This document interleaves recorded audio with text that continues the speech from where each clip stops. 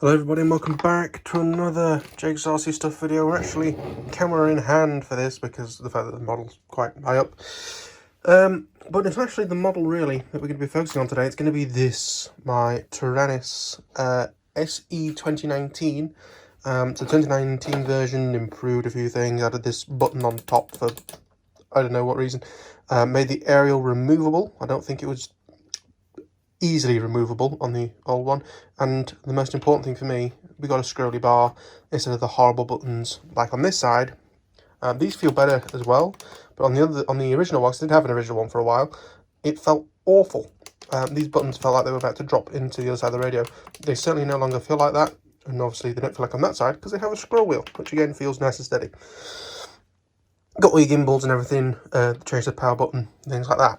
Now when I bought this to steadily start replacing my Futaba 14SG, which I've had for a number of years.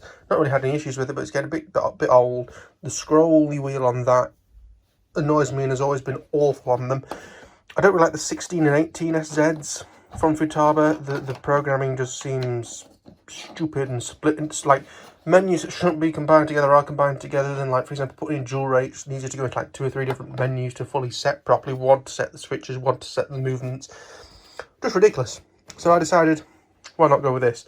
I know some people are probably saying, why didn't you go for a Radiomaster or a Jumper or whatever?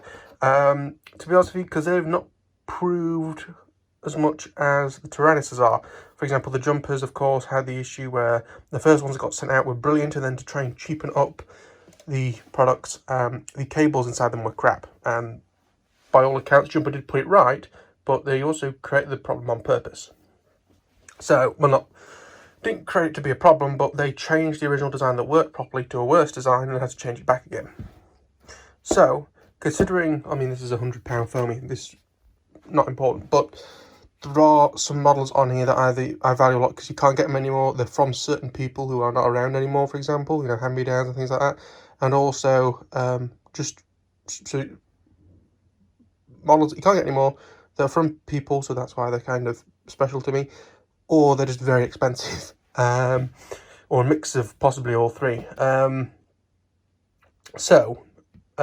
that, you know, these are tried, tested. Yes, some people would say the access stuff isn't as tried and tested as, say, the AC-CST, but you can still use AC-SST on this radio. Here's one in a box ready to go in my Avanti. I already have one of these in my FlexJet, which technically hasn't flown yet because of various problems. You can see that on the channel. And I've also, which I've tested on this Watt 4, the Access RX6R. And we're going to be taking this receiver out of this model. Why? Because when I first bought this, I really didn't want to have to replace every receiver I have, because that's expensive and kind of a waste, because trying to sell them is a bit hard. They would just sit in a drawer and not be used. So, one of the fantastic things about the Taranis is its module bay. And what do we have in the module bay? From Flytron, the Futaba module adapter for JR with PPM inverter. So this takes the pins that are normally there on the JR, invert the PPM and send it to the pins for the JR up there. So, sorry, the pins for the Futaba up there. Now, this will only work with the TM-7 and TM-8 modules. It will not work with the 10s or like the 14s or whatever they are. To explain why, this works off of PPM. Now, PPM, my understanding is it can read up to 8 channels. So when they brought out the 10 and the 14 that needed more channels, they had to do this sort of hump thing with extra pins.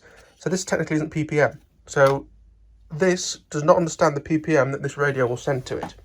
So we're using the TM-7, and that will just, I hate doing this. Go in here and plug in.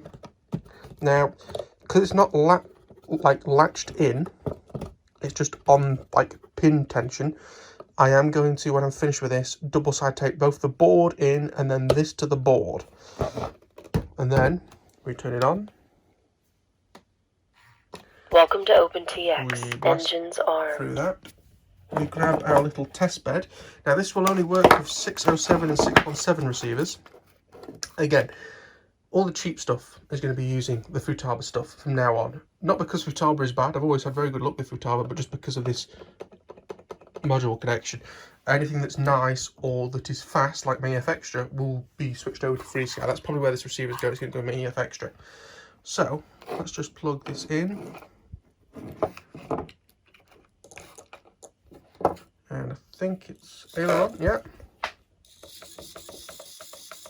Such a happy little servo. And that is running through the module on the back of there. The green flashing light, well, that flashes as well. So the green flashing light means that it is bound with the failsafe active. So because I bound it with the throttle down, the failsafe will be throttle down, which is of course what you want it to be. If it's solid green, like the receiver is, that means that it is bound but isn't using receiver, so failsafe, sorry. So whenever it loses signal, it would just carry on doing whatever it was doing, as opposed to shutting the throttle down, which is always safe to do, of course, except if it's an FPV model, where sometimes you need the throttle on, but regardless. For a normal plane, always throttle off. It'll eventually go down, is the idea, instead of flying on for a million years. I made a few funny noises. But yeah, this works, and just in case people are wanting to know how to do it in the menus, that's the opposite way around to what I was expecting. Page, scroll up. So very important, the internal module is off, because otherwise you could possibly get interference between these two. And for the external module, it's on PPM, channel 1 to 8, to 2.5 microseconds, or whatever it is, 350U, and some people have it set as plus, some people seem to have it as minus, but I've got mine as minus and it works. So we'll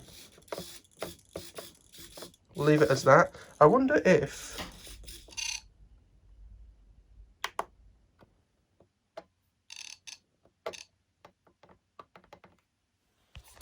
right, I've changed it to plus. I'm going to now just turn the radio off and back on again. Welcome to OpenTX. Engines armed. Now, see, that doesn't work for me. So if I go back to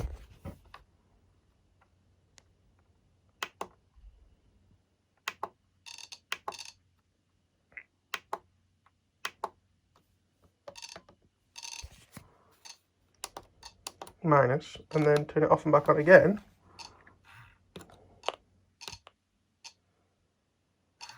Welcome to OpenTX. Engines armed.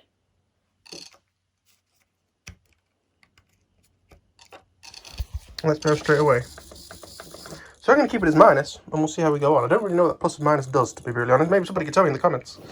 But obviously this hasn't been range tested yet. It's going to be range tested and put in this model for a flight test, and we will take it from there.